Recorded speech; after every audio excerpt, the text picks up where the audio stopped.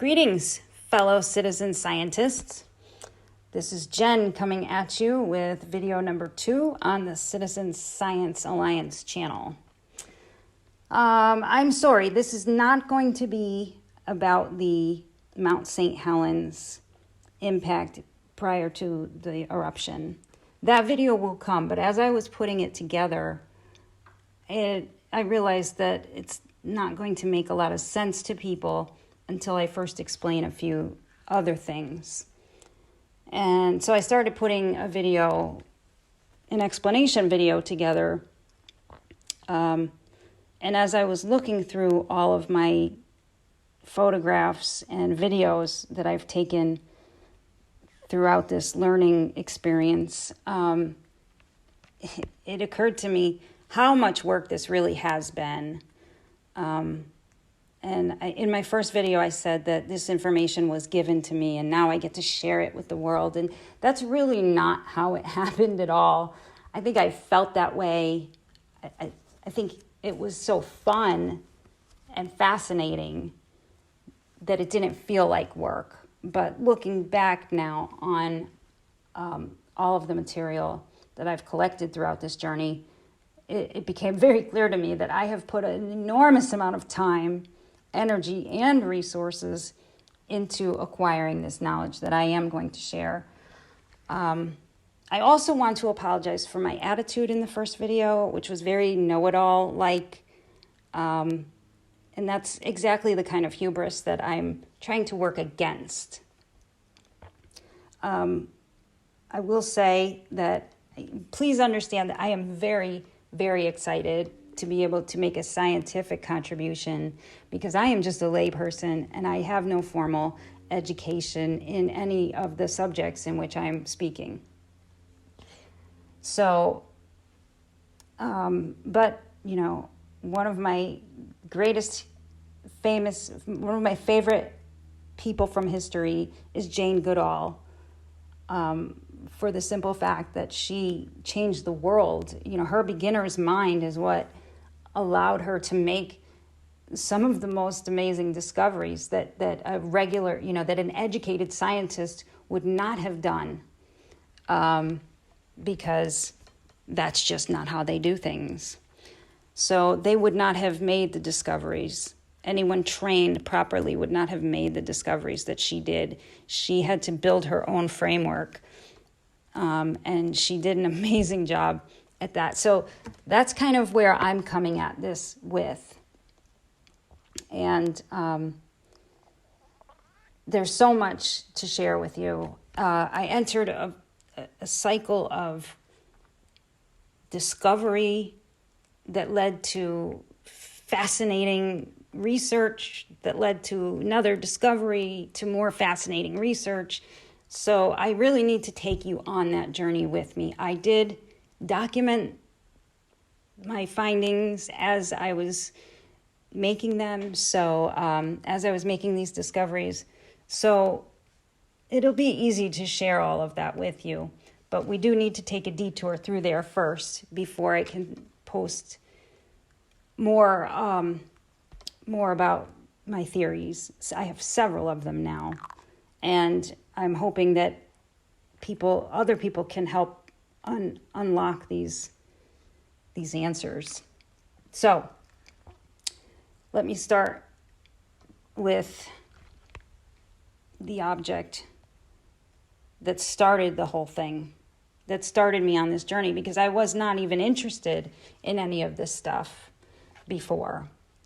It started in 2017 when this object appeared in my driveway.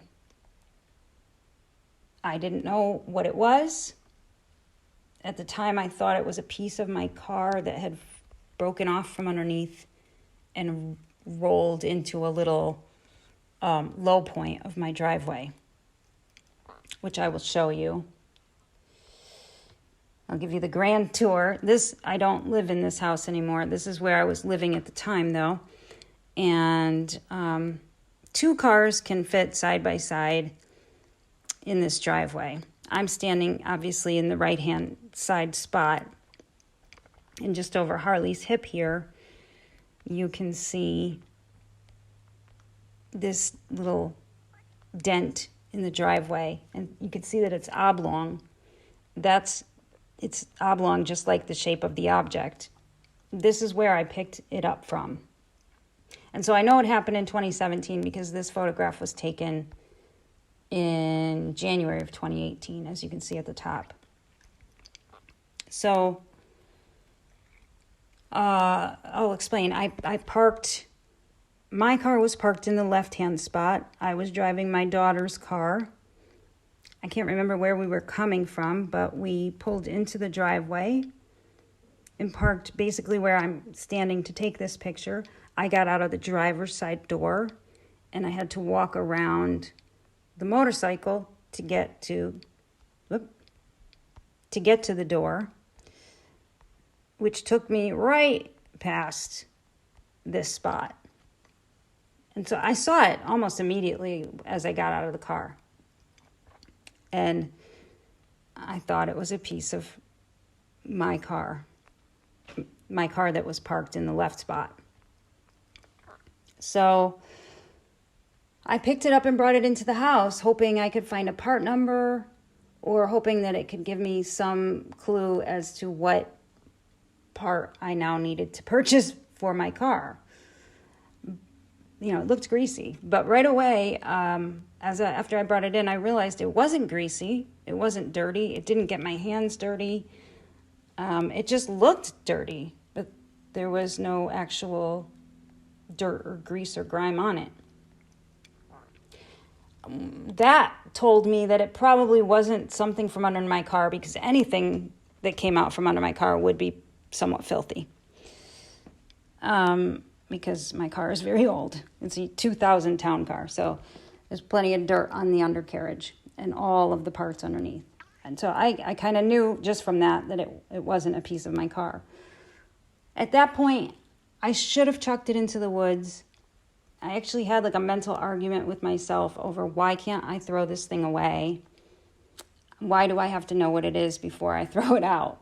But I justified that because it didn't take much room. And so I threw it into a coffee can with my spare change. And, I had a lot going. My life was very complicated at the time. I ended up moving all of my belongings into storage a couple of years after that.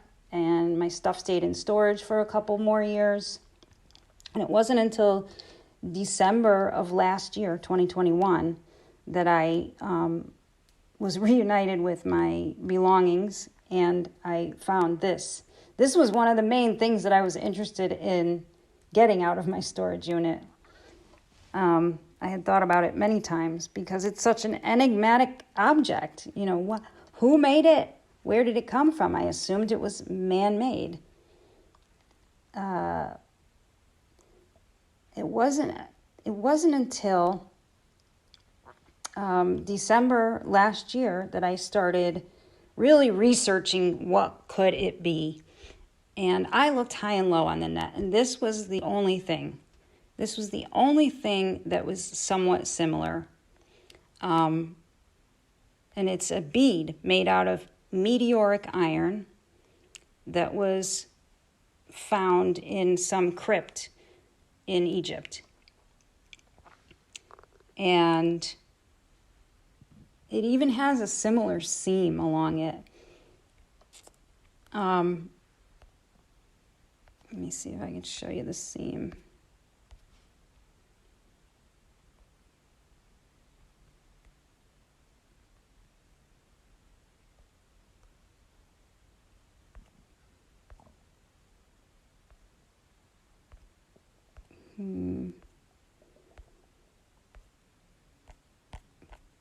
Anyway, you'll see different pictures of it.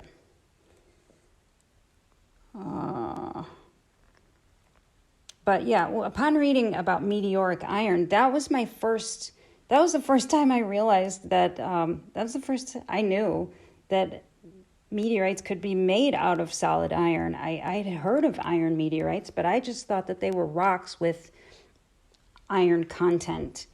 And some are that, but the fact that actual blobs of iron could fall from the sky, that was news to me. And that was the first time I realized it might be a meteorite. So I started looking at all kinds of other meteorite pictures. And right away, I noticed that there were some surface anomalies on this that were problematic for identifying it as a meteorite. But nonetheless, I sent these horrible pictures to the to someone who knows about meteorites. He was a professor either at UNC or NC State formerly. I think he's out in California now. He was kind enough to write back. He was very polite. He said he didn't think it was a meteorite, judging by my pictures, but because it had the appearance of being hammered. But he did think that it was very old iron. So I took that as a no. I didn't know the first thing about meteorites at that point. So because it didn't look like any other iron meteorites that I could find online, and because he said he didn't think it was one, I just took that as a flat out no. So that kind of let all the wind out of my sails. I didn't know what it was. And I kept digging. And for a couple of months, it was not until mid-February, that I started to mess with it. And as you can see, it was quite rusty by then. So I cleaned it with vinegar and a toothbrush. And this is what some of the black, what we now know is fusion crust, chipped off when I was cleaning it. And I continued cleaning it. And I continued cleaning off fusion crust, unfortunately. But like I said, I didn't, at the time it was a worthless piece of junk, according to even the expert who looked at it. So I didn't think that I was really damaging a priceless meteorite. Unfortunately, yes, I was destroying the fusion crust on my meteorite.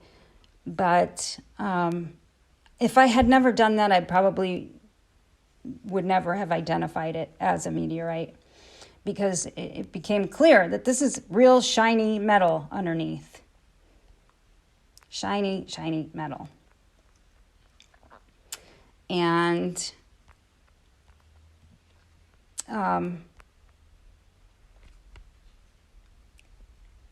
then I took a file to it. There was a little teardrop, like a melt drop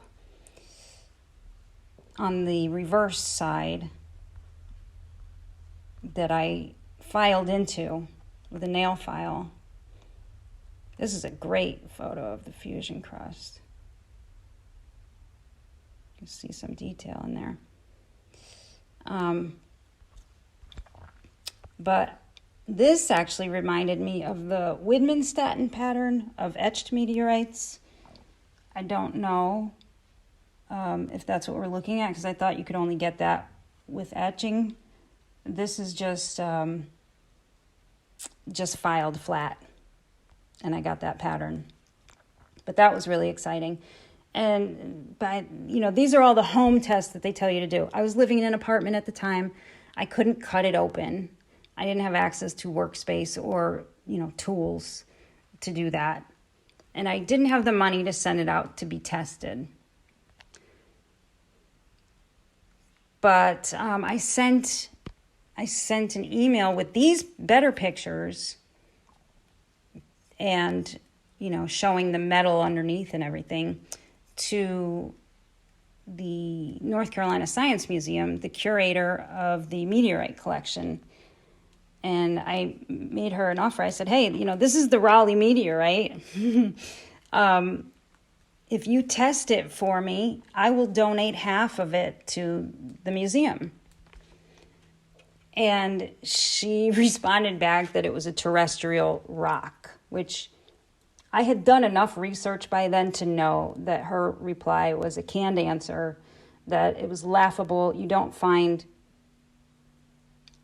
iron from the earth laying on the surface. That's pretty much impossible. So I knew this wasn't a terrestrial rock. To be fair, they get a ton of these inquiries all the time from every jerk who thinks they found a meteorite. So I get it. I could understand their frustration, but I can prove that it's a meteorite within, I'd say, well, you decide. I am going to have it tested soon, but once I was able to determine that it was a meteorite for sure, I kind of had no more reason to need to have it tested. And I will show you how I actually confirmed. It was when I remembered exactly where I picked this thing up. That was like the major aha moment. Because right here, if you notice, this is very close to the edge of where the driveway meets the carport pavement. And so it occurred to me that maybe the roof hangs over the edge of the carport a little, and that maybe the object had contact with my roof before it hit the ground. And so I jumped onto Google Earth, and wouldn't you know, drum roll please, this is what I found, okay? Wow. Looks like somebody threw a huge snowball at the house. A snowball that actually melted part of the roof. You can see that some of the roofing material, that whatever is, I don't know if it's tar or what, but that some of that has actually been burned away or melted away. Probably melted. Oh, interesting idea. Let's see. That might explain what some of this is. This might be some of the roofing material. Let's see. Because you see how it's like there's a darker portion here? I don't know if you can see that. It's kind of blurry. But it does look like something melted right there. Oh, wow. I never noticed that before. I'd love to go back and check it out. Unfortunately, my ex did not leave on very good terms with the landlord, so I have not reached out to the landlord, to my former landlord yet about this matter. I suspect there are pieces of this all over that neighborhood, and that's why I'm not going to tell you where in Raleigh, because I don't want to do that to my neighbors, my former neighbors. It's a nice, quiet neighborhood. Anyway, this thing... And I've lived in several places in Raleigh, so if you think you're going to look up my address, you're going to have to look a lot of places, because I've moved like 6 times since I lived in North Carolina. Anyway, you don't need to, because I'm going to show you how to find meteorites near your house. Trust me, they're there. They're everywhere, okay? They're not as rare as we have been told. This I am sure of. And I'll show you how I'm sure of all of that. But anyway, to stay on this subject, this was to me all the proof that I needed that this thing was a meteorite. Because if you look at exactly where it hit, okay, now we have the 2 cars parked in the driveway. The darker one on the right-hand side is basically where I was standing when I took this first picture. If you notice, this thing hit a little to the left of center of the driveway. And if I go back to my first photograph, you can see that this is just to the left of center. Just to the left of the center of the driveway. It's directly beneath where that spot appears in the other photograph, in the other screenshot from Google Earth. This little X over here is just to show that, yes, indeed, the edge of the roof does extend over beyond the edge of the carport floor. So it's definitely a meteorite.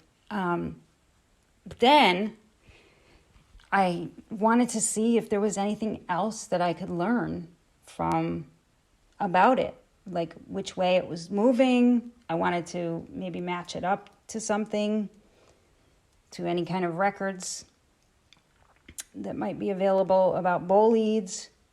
And so I noticed this sort of weird, it looks like the surface of a pond after a rock was skipped over it. And I think this is the heat signature, the kind of the where the roof was melted as the rest of the object bounced across the roof. My hypothesis was that, from this picture, you can see that it hit the roof pretty solidly, and only a very small portion of it actually came in contact with that sharp edge. And that's the part that I found. But I believe that there was more of it that kept going. Now, this is a higher view. That's right where I found it. This may be another piece of it. These two things may be more pieces of it. I don't know. I have not been able to investigate that, but that's okay. I've had my hands full investigating a lot of other things since then. So the X at the bottom here, that's where I found it, roughly directly beneath where it hit. The dark and light spots on the roof, those are shadows from the trees. That took me a minute to realize. I'm not sure if there's more of it.